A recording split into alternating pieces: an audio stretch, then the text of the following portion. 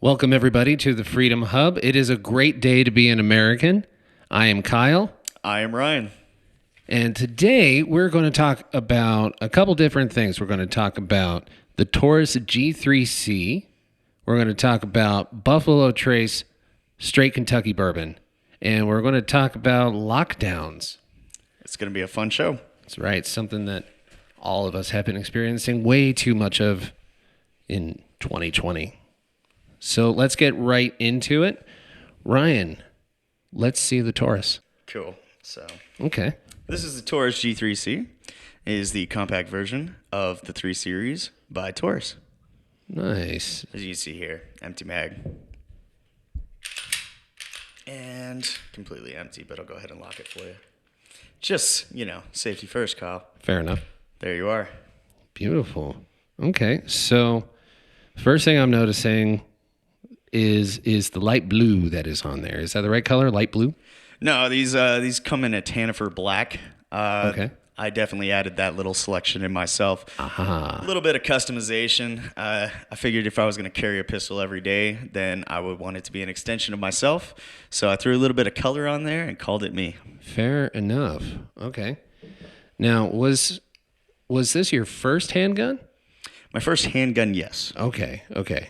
Yes. So you had like rifles and stuff in the past, or? In the past, yeah. Okay. So what made you go with this one? Well, coronavirus hit. I'm sure you've heard of it. A lot of panic buying going on, and I figured, not really panicking, but I definitely didn't want to be lost in the herd. So went to go get one with a little stimulus check I received. There you go. And, it's been my carry ever since. Very nice. Very nice. So, of course, you had a lot of different options when you were picking it out. Sure. So I imagine you did your regular research and all of that. So what made you land on the Taurus? So the Taurus is a pretty low-cost brand, which is why Okay. a lot of people gravitate towards it. In the past, they've had reliability issues, and a lot of people don't want to chance that on something that they're carrying every day for their protection.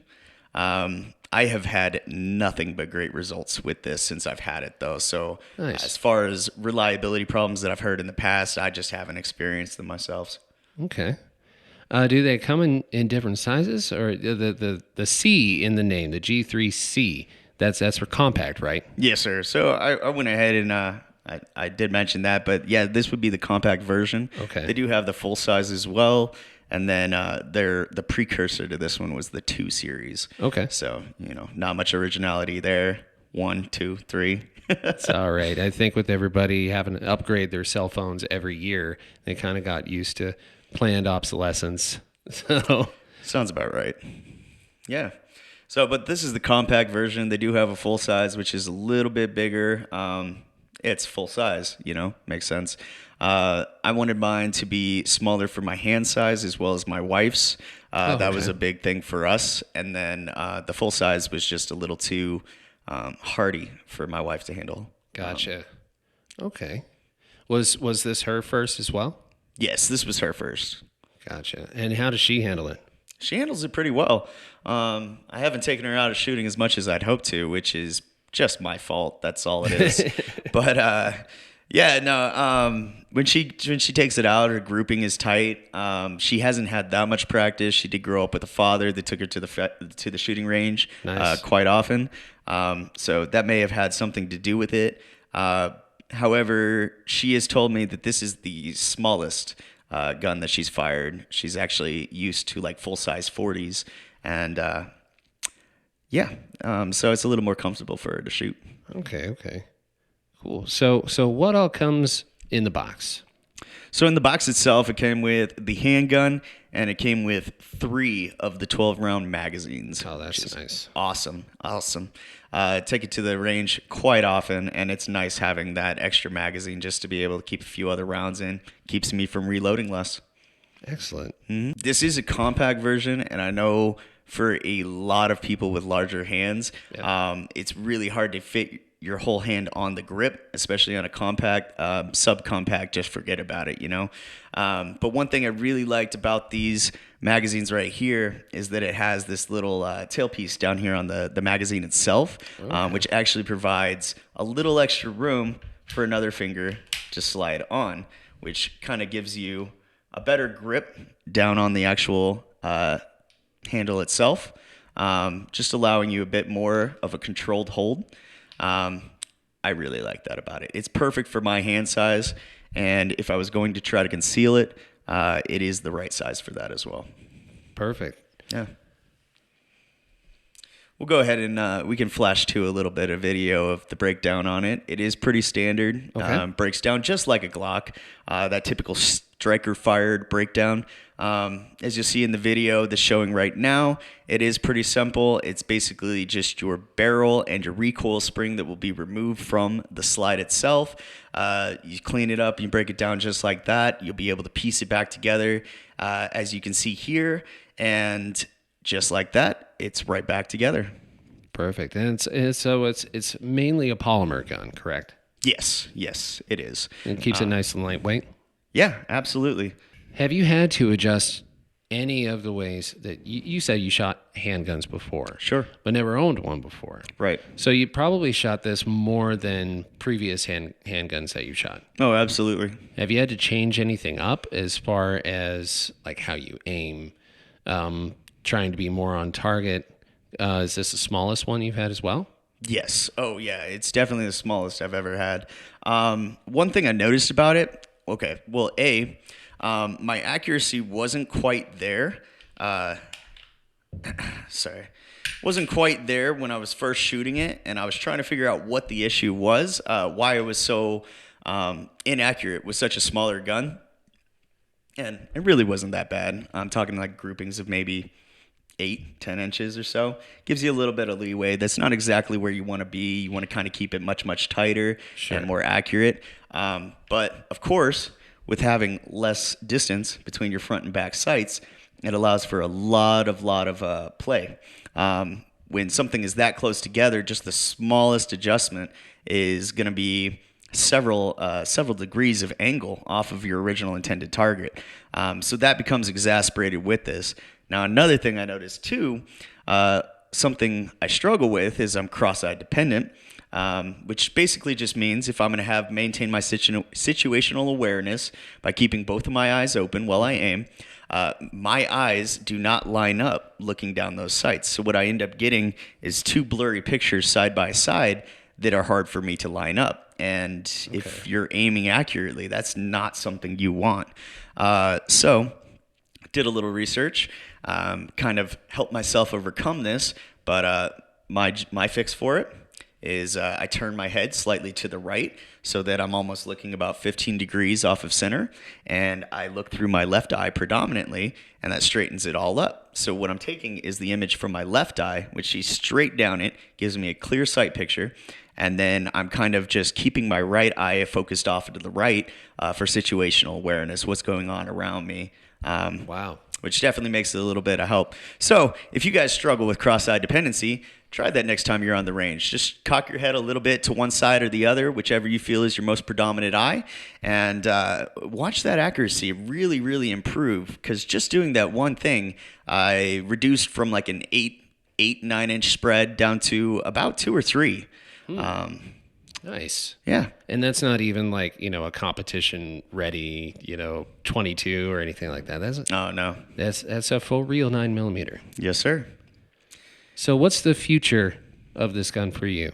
So what are the uses going to be? Are you thinking about putting any upgrades on it or anything like that? Kyle, I would love to get the top of this slide milled out and put on a sight plate. That would absolutely be one of my top goals for this gun. I want to get a little hollow sight on it. It would just help with accuracy. Like I said, dealing with cross-eye dependency, it helps to have one target to look at instead of lining up 3 different sights, which honestly, that's going to be the most accurate. But for ease of access and just fast firing, that's what I would intend to do. And just have a hollow sight on there. Another addition I want to put on as well is just a small tactical light laser underneath on the Picatinny rail here. Okay. And that would just be, I use it primarily for like an everyday carry, and at which point I would not leave the light on. Maybe a laser if it's really streamlined and it fits in my holster. Gotcha. But for home defense, that's exactly what I would do. Right on my nightstand, it's gonna have my light and laser underneath. I probably wouldn't put the sight on it. I would remove that unless I was going to a range and really trying to blow your score out of the water. It would help quite a bit. But other than that, maybe because the recoil spring on the inside here is actually plastic with a metal coil spring, and what I would intend to replace that with, it's about $25 or so through Taurus itself. It would be a full stainless steel metal recoil spring, and that will just add to the hardiness of the gun itself. I have already shot about 2,500, 3,000 rounds through it with no failures, no misfires, nothing like that, no jams. So it's already pretty dependable. I've never had any issues with the stock recoil spring, but that's one of the things that, like, if I'm gonna, if I'm gonna have an everyday carry, then I want it to carry me every day. And the best way to do that is with a stainless steel spring, less malfunction rate. Awesome. So I know there's a lot of people out there who are looking to buy their first firearm if they haven't done so already because of everything going on in the world. So what kind of price point are they looking at with this? Is it easy to get used to if you, let's say you've never shot before? Is this going to be too much to handle? No, I would definitely say not too much to handle. It hits just about as hard as a 380. Just the only thing is with a smaller muzzle size, the recoil on it is a little more aggressive. So you'll see it bounce off of target after the shot, and you just have to be aware to bring it back down to sight before you squeeze off the next round. Practice, of course, helps that. That's going to be any firearm. They're all going to jump a little bit differently.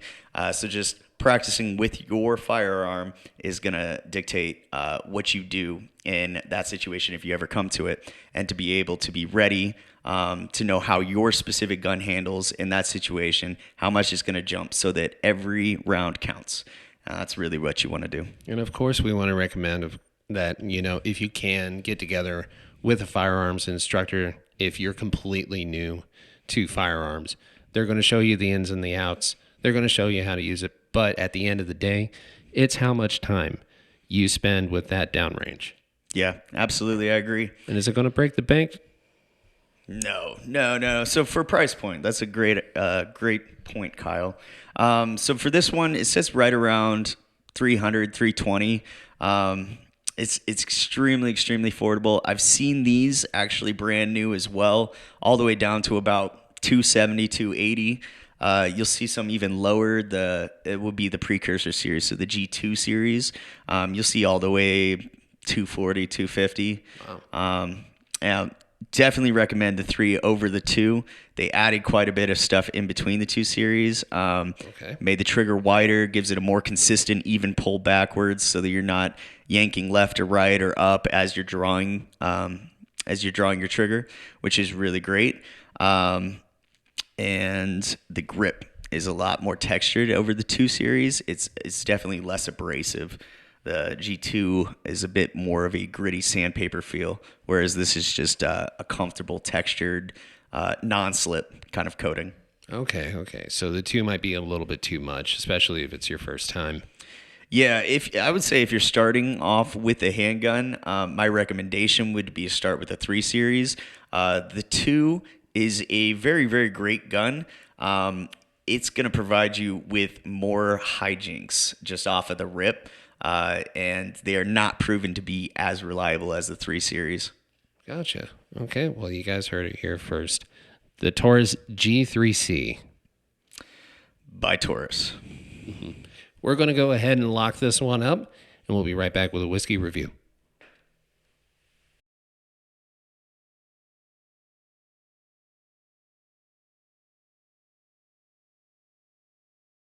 Hey guys, welcome back to the show. We're going to be reviewing Buffalo Trace whiskey today. Kyle, I am super excited about this one. Oh, me too. I definitely wanted to start it off with an American original. Well, you picked out a good one. That's right. I've heard great things about it. What can you tell me? So it is a Kentucky straight bourbon. What sets that apart? All right. So in 1964, the United States Congress passed a law that states what can and what can't be called a bourbon, and definitely what can and can't be called a Kentucky straight bourbon.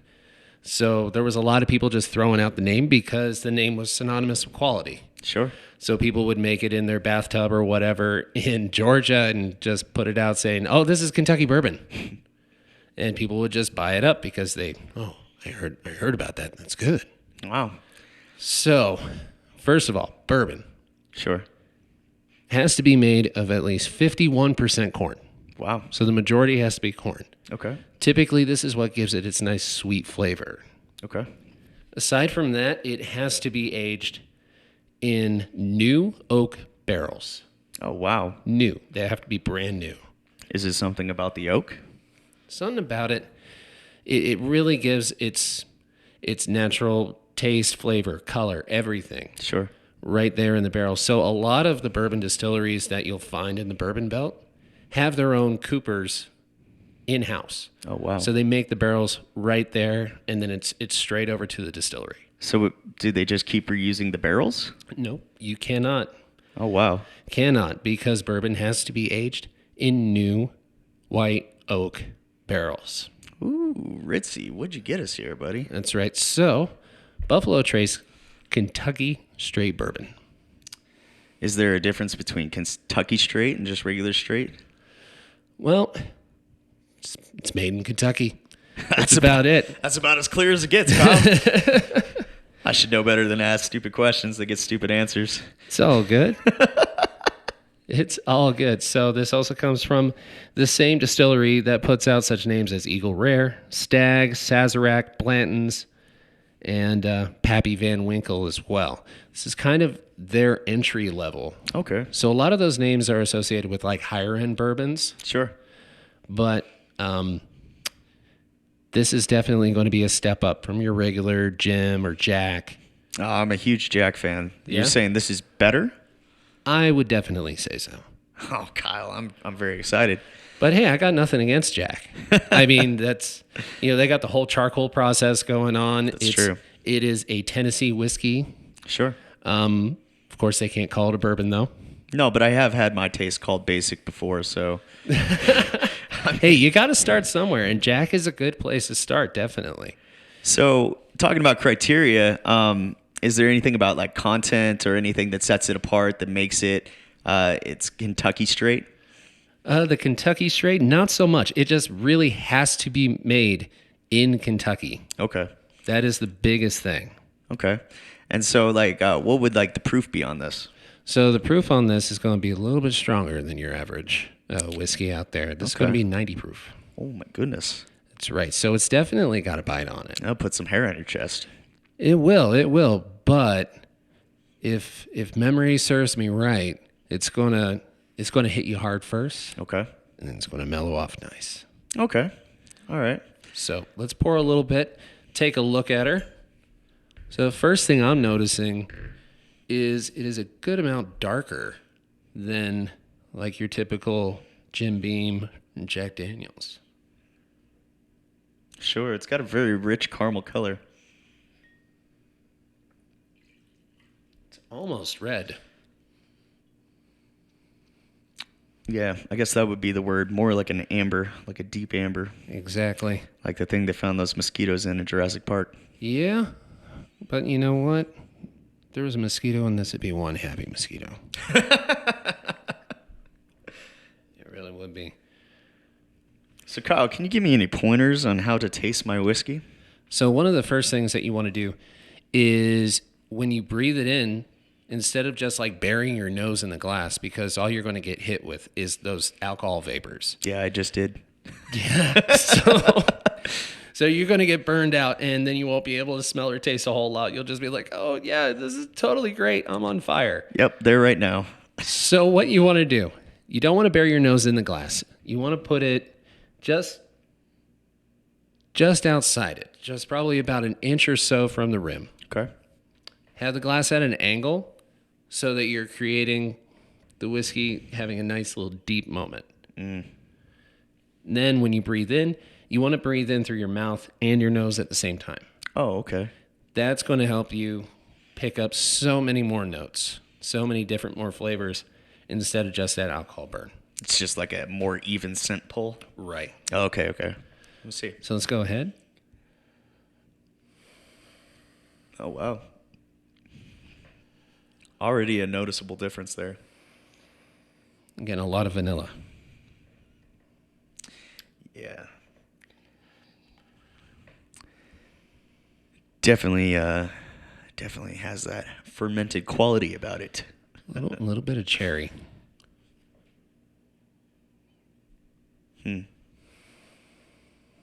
So I wouldn't call it a cherry vanilla. I'd call it more like a vanilla cherry. Okay. Yeah, I would see that. Put the predominant scent ahead of it. From their website, they say it's supposed to be vanilla, mint, and molasses. I did not detect much mint in there. Not getting the mint either. I think maybe if that is there, it is completely hidden by the alcohol. Yeah, easy to do. And what did you say, 90 proof? 90 proof. Yeah, easy to do. All right. So they say that upon taste, we should taste brown sugar and spice, finishing with oak, toffee, dark fruit, and anise. Okay. That's straight from them? Yep. Wow. But we will see for ourselves. I don't think they were right about the whole mint thing. I mean, maybe. I could see it gently steeped within mint leaves or something like that, just as like an essence, but it is not a predominant flavor. Maybe like a dark mint tea. Yeah. Yeah. Okay. All right. Yeah. Yeah. I can mess with that. There we go. All right. To freedom. America.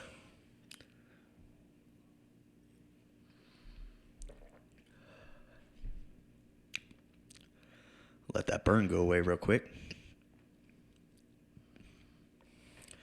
That's crazy. I got the burn right off the bat as well. Right as I was swallowing that, I could hear the ping, ping, ping of the chest hairs bumping out of my chest. That's usually how it works. So what are you getting now after the burn? Because the burn is definitely subsiding. I'm hinting at more of those vanilla flavors we were getting before. It's also got that kind of nutty caramel quality about it. It's true. So I kind of see it like this, like a creme brulee. So you have like a vanilla sugar over the top, and you could smell that, and you can taste it and everything. But when it gets bruleed, it gets caramelized. Sure. I'm getting the Yeah. caramelization. Yeah. I do too. Getting brown sugar. And I'll just tell you right now, the more that it mellows after like that shot, Yeah. the more like of a delicate taste kind of stays in your mouth. And honestly, like there's not a lot of aftertastes that I enjoy. I usually live for the actual shot itself, Right. You know, but this flavor quality on the aftertaste is just so mellow and smooth. It really is, I would say, a lot more enjoyable than something that is just for the flavor of the shot, you know? It sticks with you a little bit more. I like that. It definitely does. And I mean, as you can tell by the bottle, I really enjoy this. This is very, very good. This is not your first glass. No, it's definitely not. So let me share with you how I tend to enjoy it. Sure. So we got our ice right there. I'm going to do just a little bit.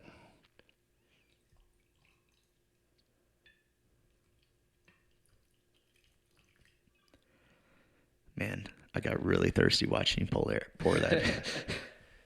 There you go. We have our label safe ginger ale right here. I think this should be fine. I love that koozie. Me too. So we're going to do about like a 50-50 ratio of ginger ale to the bourbon. Now, another reason why I like doing this, because I just really feel like it makes it open up just that much more. A lot of that barrel taste where you get that muskiness, the woodsiness. Okay. So you get that as well as everything else. One of the things that I don't like about Jim Beam Jack Daniels Sure. is that it tends to get lost in whatever you mix it in. Yes, that's kind of why I enjoy it. The more things I can hide behind the Coke, the better. Fair enough. That's me, Kyle. That's me. That's all. That's all right. This bourbon has a great flavor. Yeah. You don't want to cover this up at all. if anything, you just kind of want more of it. Sure. You want it to be able to go down easier and sometimes faster. So I'm a little old for that, Kyle, but give it a little swish, swish. Ooh. I'll tell you right off the bat, that's a really gentle mix. Very much so. Freedom. Freedom.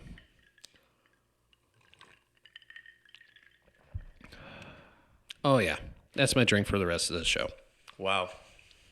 All right. It's the way it's got to be. So, Buffalo Trace, Kentucky Straight Bourbon. Now, as far as pricing goes, I know I've been talking a lot about how, it's just above Jack Daniels and Jim Beam. So, typically you can find it anywhere between 25 and like 32. Okay.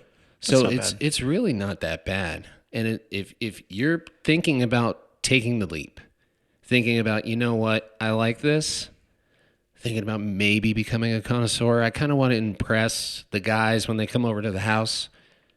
This will impress. So Kyle, real quick, I have a question. Is this something you can just find just about anywhere, or do you need Yes. Okay. Yeah, just about anywhere. I mean, you can find it in the big box liquor stores. Okay. Of course, every state's different. I know in Pennsylvania, where I'm from, you have to get it from a state store, and it is rather easy to find. So it's nationwide, worldwide. You're going to find it. You just got to look for it. Sure. Well, this is definitely one to look for, Kyle. Definitely. This is smooth. I like it. I like it a lot. Buffalo Trace Kentucky Straight Bourbon. I appreciate you showing me this. No problem.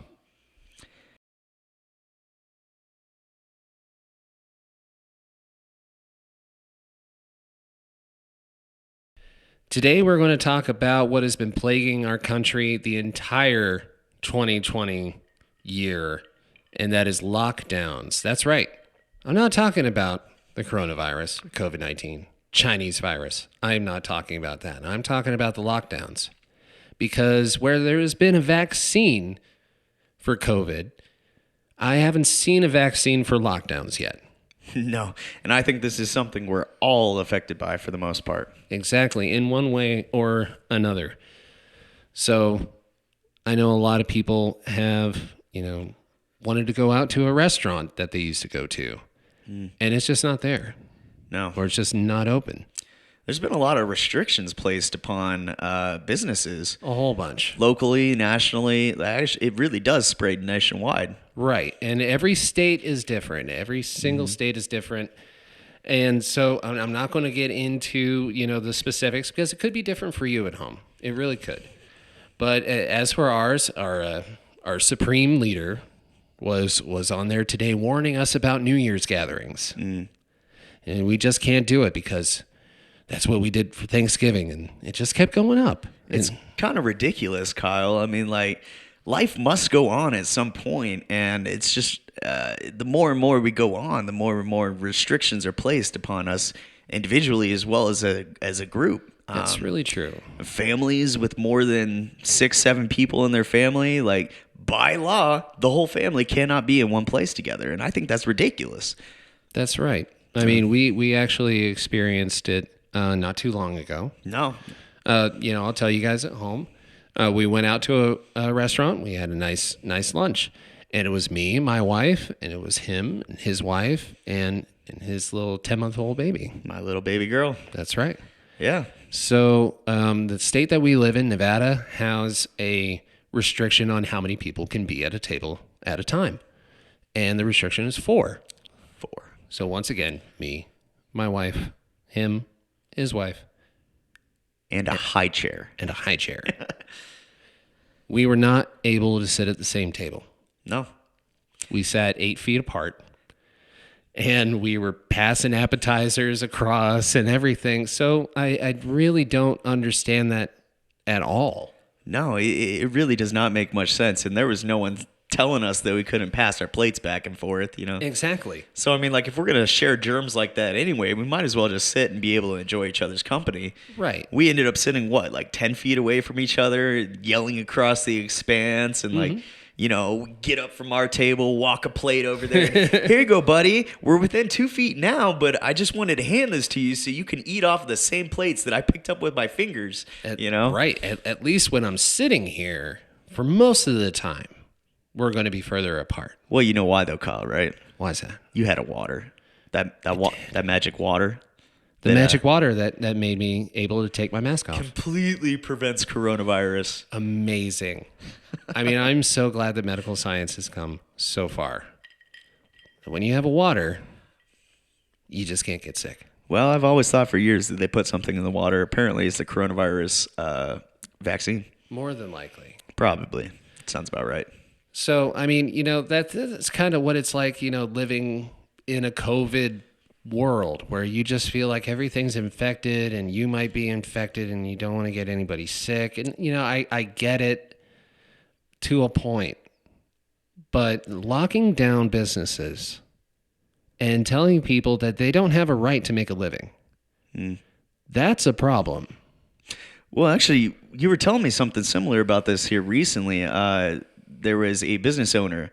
You'll have to remind me where he was from, Sure. But I believe he refused to shut down after the government placed a mandate on him. Something like that. So his business, Sunday River Brewing Company, over in Maine. Now he did the initial shutdown. Okay. He did it. They're like, okay, 2 weeks to flatten the curve. Everybody remembers that one, right? 2 weeks to flatten the curve. He did it. No problem. And then they extended it like they did just about everywhere through April. And on April 30th, he said, okay, I've had enough.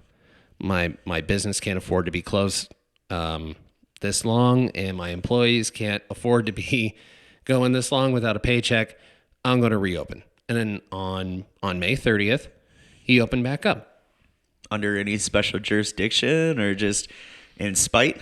In spite. Fair enough. So what he tried to do, he's just like, you guys don't have the right to tell me that I can't have my business open. Sure.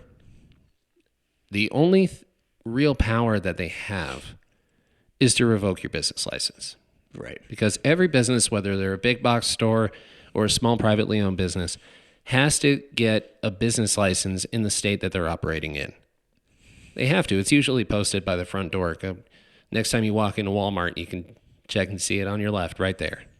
It says that this business has the permission to operate in the state of, there you go. I think especially in restaurants, they have them posted right inside the entrance. Right.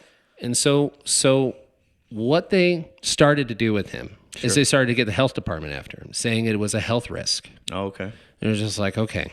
And they were getting daily visits. Were they able to do anything like repercussion wise? One of the things that they started doing is they started fining him $600 a day. Woo. Because the governor said you couldn't be open, but you decided to ignore that. So we're going to fine you $600 a day. And we're going to send the health department there every single day. And my wife works in the restaurant business, and she knows what it's like every time the health department comes and does an inspection. The managers are always wound really tight that day, and they're just making sure everything is right. Everything is good. You got to get that A grade. Yeah. Got to. Yep. So it was like that every day for them. And then even people like with their masks down while they were eating or while they were drinking. Sure. They were just like, you got to wear a mask. You can't do that. So that was to his customers? That was to his customers and his employees and to him himself. He actually had a court order put on him that was a mask mandate, saying that he had to wear a mask even when he was eating and drinking. You're saying on him personally, Not him personally. So not his restaurant. Right. Him personally. In the entire state, it was just him and his brother were the only people in the entire state that they put this on. Personally mandated to wear a mask all times. Yes. All times. While you eat, while you drink, everything. Wow. So he just kind of stopped hanging around. He's just like, okay, they're kind of after me. I'm going to protect my business and my employees. I'll stay out. Sure. So he started to try to operate it remotely. So after November 12th, after this has gone on for a long time, they started fining him $5,000 a day. Under what what charge? you're operating and we told you not to. You're not breaking the law. If you're breaking the law, we could arrest you. So what is that, like contempt of court? Pretty much. Okay. So you're not breaking the law because there's no law saying you can't be open, Sure. but we can fine you. Because we told you not to. Yes. That doesn't seem right. It really doesn't. And I know that there's a bunch of lawsuits out there, pending lawsuits. I mean, there's even stuff saying like the governor can't come down on you and say you can't go to church. Right. There's a lot of lawsuits about that. Well, we were built on religious freedom, but we were also built on, the pursuit of happiness and Right. the ability to, provide for you and yours. Exactly. The American dream, some would say. So it does seem goofy to me that, and goofy is putting it lightly, that, that our government, full of checks and balances, where every department of the government is made to counteract each other and prevent one party from gaining too much power, too much say. And then, when they enforce it on us, where's our checks and balances? Right. But if you listen to the left, Sure. it's not about politics. No, it's about the safety of everyone. It's about your safety. And it doesn't matter if you're not sick. I mean, they keep talking about asymptomatic spread, which has come to, they found out that's a myth or insanely rare. Right. So if you feel fine, you're probably fine. Yep. More than likely, probably like 99.9999999% fine. And it's ridiculous because there's so many people I know that live in absolute fear, walking around 100% healthy, absolutely fine, no symptoms, living life, but living in absolute fear of the fact that, I'm asymptomatic, I could possibly have it, and that's all, I'm going to infect this person, and I'm going to infect this populace, and just, oh my goodness, it's ridiculous, Kyle. Exactly. And, it's funny you mentioned that business, Sunday River Brewing Company up in Maine. Sure. An article actually just popped up yesterday, Okay. and they closed for good. Oh, wow. And that was just due to not being able to pay these fines, or They, probably yanked the business license too, huh? yeah, Yeah, but I don't know. That just doesn't seem constitutional. it really doesn't. And I know there's probably a bunch of pending lawsuits. Those guys had 85,000 people through their doors between May 1st and mid-November. How many cases reported? Zero. Like, Zero. absolutely none. None. 85,000 people go through those doors in and out daily. Yep. Well, not 85,000 a day, but over the course of the time, Right. not a single one. Not a single one. I have nothing to say because that says it all right there. It does. And, that's the biggest thing. Everybody talks about their rights, their rights, their rights. And on the other side, people are talking about your health, your health, your health. Sure. And there are strong, valid arguments on both ends. But one of them is stronger than another. Sure. And that is the argument for your rights as an American citizen. I mean, there's a lot of people who have been at home, unemployed, on furlough, whatever you want to call it, since this whole thing began in mid-March. And they wake up every day. Their unemployment ran out a month or 2, 3, 4 months ago. And they wake up every day to find out exactly how the government's going to control their life. Pretty much. Mm-hmm. And the governor pops up there, as they always do. And they're just like, okay. Today, I have figured out that people will be more safe if businesses only operate at 50% capacity. Only 4 people allowed at a table at a time. Reservations only at restaurants. You can't go to funerals. You can't go to weddings. Now, and kind of along those same lines, there was another restaurant, like a bar or a pub, right, in Staten Island, I believe. Right. And same kind of thing. They were told to shut down. They didn't want to. Nope. So correct me if I'm wrong here, but he actually set his pub up as an autonomous zone, He did. just like Chaz, huh? Yeah, y'all remember Chaz? Your good old friendly Seattle neighborhood. And remind us on the acronym there of Chaz. Capitol Hill Autonomous Zone. There we go. So they had armed guards and they roped off an area, put up a barrier, and they said if this zone, this Capitol Hill autonomous zone, operates outside of the United States of America and its laws. Yeah. So we can do what we want. Well, how'd that work for him? Oh, an insane amount of crime. It was bad. There were multiple deaths. Some people just died. Some people were murdered. It was a shit show. It really was. So how'd it work for Mac, right? Mac and Right. Staten Island. So Mac's place was Mac's Public House. Oh, okay. And he, in order to keep his restaurant open, he deemed it an autonomous zone. Just kind of taking a lesson from the stupid Chaz thing over in Seattle. It's like, Hey, I'm if going they to... can do it, I can do it too. Exactly. Now, you can't operate without a business license. You can't. So he's like, okay, I'm not going to operate, but I'm going to exchange food and beverages for a donation. You can do whatever you want to on your free time. That's right. That's what it was. It's like, we're not making taxable income. People are giving us donations in order to stay afloat. Sure. Right. So Were they able to provide like that? one of the first things they did is revoke their liquor license. Oh, okay. So no more drinks at the bar. So then it was just food. Right. Okay.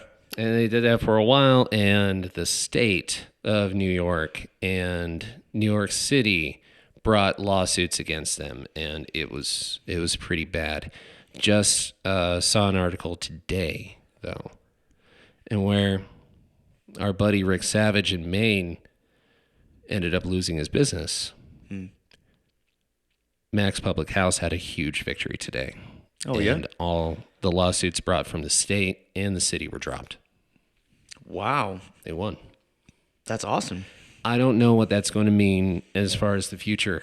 Well, that's a precedent. That's a precedent right there. That's what I see. Now, anyone in that same situation would be able to reference the state of New York or the people in New York versus Mac's Public House. Right. And law is law at that point. Well, it's not that they won a case. Okay. It's that the case was dropped. So it doesn't really create that precedent. Okay.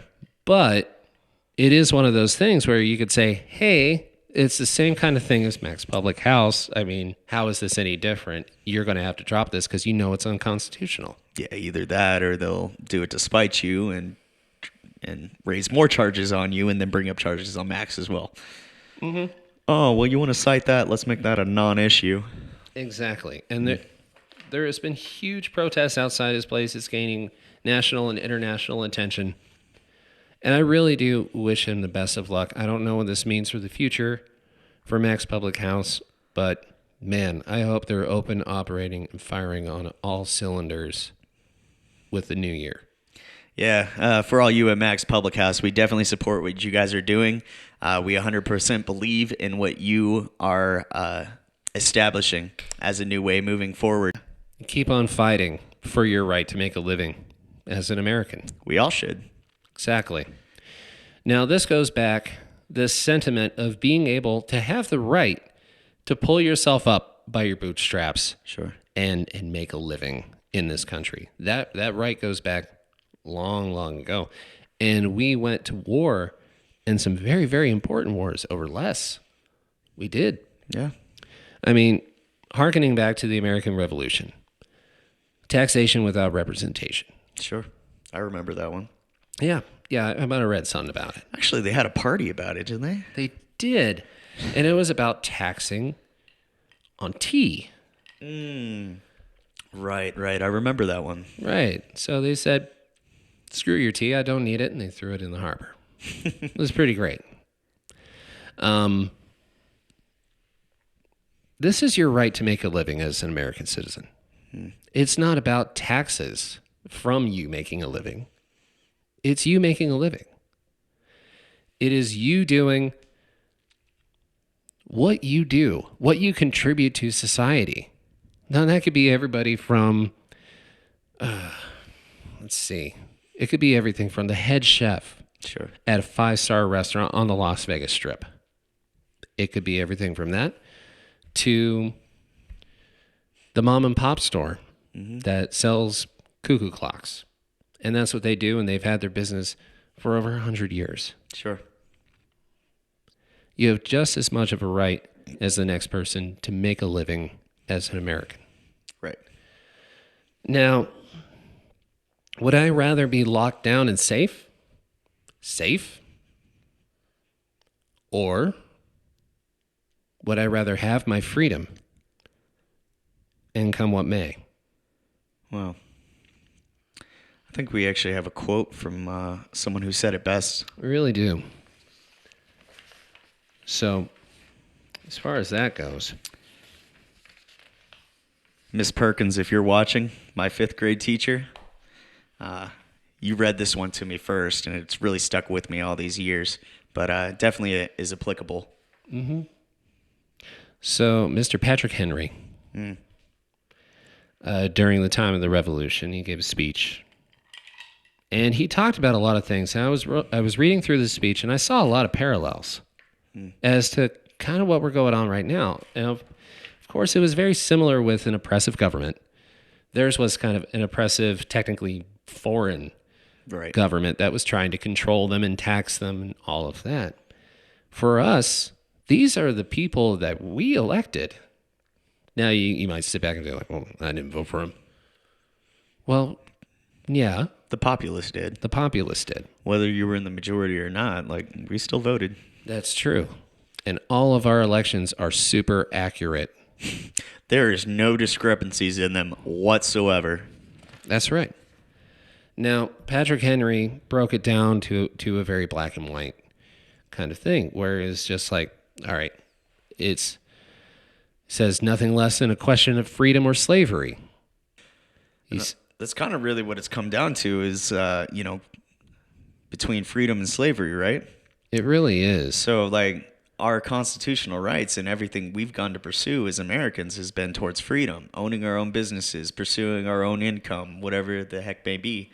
But, the battle between slavery, like, we're nothing more than slaves just sitting here doing exactly what we're told 24/7. And so we either need to rise up above that and, think for ourselves, or we're going to be in the same boat. That's very, very true. Now, one of the lines that I saw in here that's really kind of hits home, especially nowadays with like the whole stimulus check thing that's coming out here pretty soon. Right. That joke. Says, suffer not yourselves to be betrayed with a kiss.